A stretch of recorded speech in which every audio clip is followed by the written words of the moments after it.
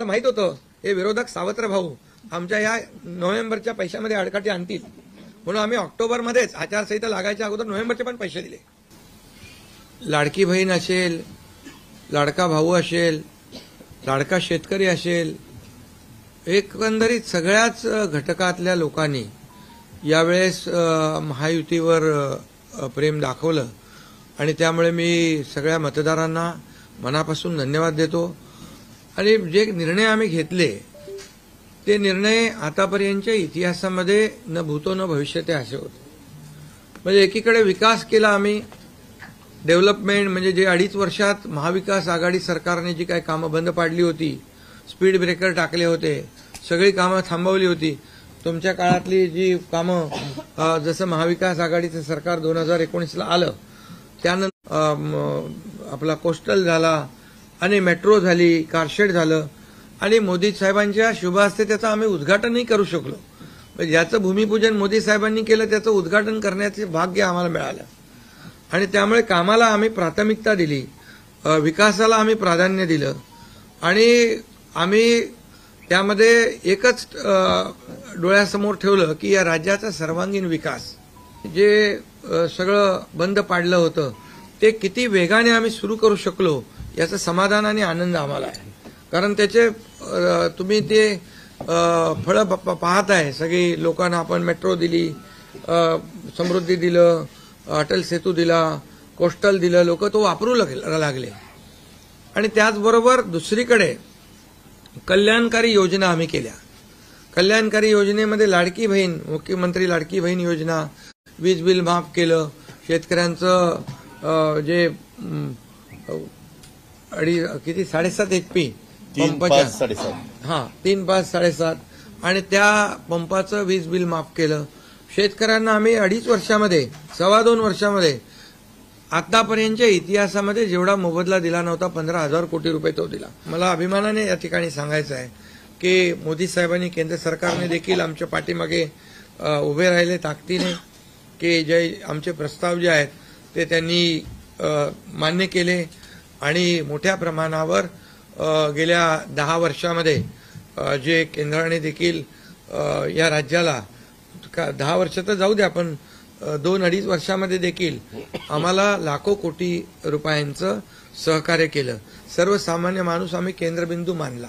म्हणजे त्याच्यामध्ये महिला आहेत, गरीब आहे, युवक आहे, शेतकरी आहे, यांना आम्ही केंद्रबिंदू मानून काम केलं आणि त्यांच्यासाठी आम्ही योजना केल्या. लाडकी बहीण योजना जी आहे त्याचबरोबर शासन आपल्या दारी, आम्ही ह्याच्यापूर्वी शासन आपल्या दारी आम्ही केलं.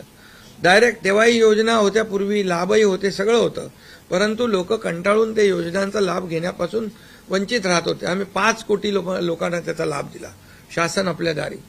आणि आपल्या लाडकी बहीण योजना, यामुळे एकंदरीत लोकांनी विश्वास ठेवला की हे देणारं सरकार आहे, हे फक्त बोलणारं सरकार.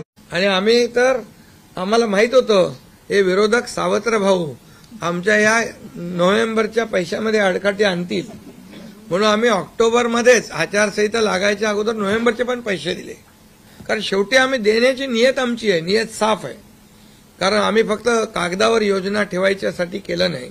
आणि त्यामुळे एकंदरीत या राज्यामध्ये सर्वसामान्यांचं सरकार सर्वसामान्यांसाठी काहीतरी करतंय, ही भावना घडवून चांगले दिवस आणून त्याला सुपरमॅन करायचं.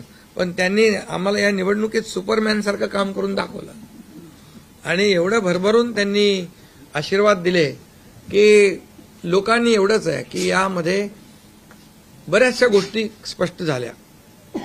लोकांनी कल्याणाचं आणि विकासाचं राजकारण स्वीकारलं. लोकांनी सुडाचं, आरोपाचं, द्वेषाचं राजकारण झिडकारलं. आणि म्हणून 2 निवडणुका, ज्या लोकसभेमध्ये पण आणि लोकसभेत फेक नरेटिव्ह वगैरे सगळं केलं, काय काय केलं, संविधान बदलणार वगैरे, सगळ्या जातीमध्ये भीती निर्माण केली, प्रत्येकाला घाबरवलं, तरी सुद्धा एवढं होऊन पण प्रधानमंत्रीपदी मोदी साहेबच बसले. आता ते म्हणाले जनतेच्या दरबारात जाऊ, आम्ही जनतेच्या दरबारात जाऊ, लोकसभेच्या वेळेस पण गेले. पण शेवटी एवढं करून, एवढे सगळं खोटं नाटं सांगून, लोकांना घाबरवून पण प्रधानमंत्रीपदी शेवटी मोदी साहेब बसले. आणि आताही आणि त्यामुळे जनतेने पूर्णपणे विकासाला आणि कल्याणकारी योजनांना स्वीकारलेला आहे. यामध्ये लोक रोज आमचं सरकार स्थापन झाल्यापासून रोज सरकार पडणार, सरकार पडणार, सरकार पडणार, रोज आम्हाला 3-4च शब्द ठेवले होते त्यांनी. ते शब्द तुम्हाला माहित आहे, मी ते परत त्याचा उच्चार करू इच्छित नाही. पण चौथा शब्द होता का? नाही. पण आम्ही त्याला आरोपाने उत्तर नाही दिलं.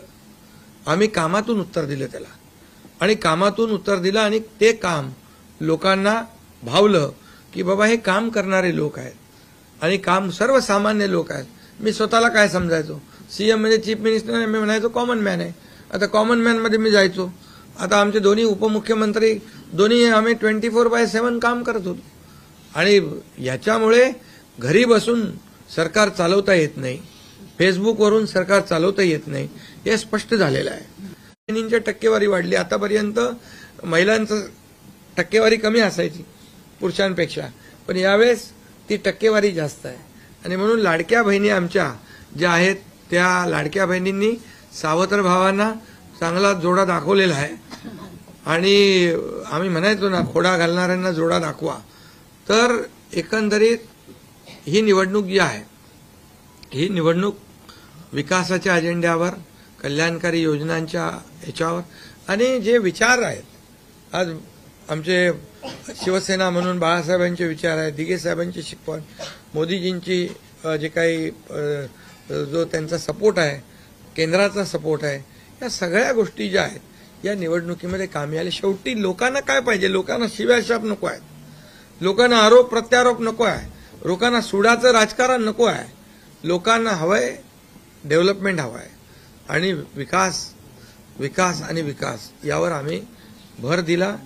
ते आम्ही अंतरून पाहून पाय पसरले, आणि ज्या योजना आम्ही केल्या या योजनांचं पूर्णपणे त्याच्यामध्ये कुठलीही योजना बंद होणार नाही याची आम्ही काळजी घेतली.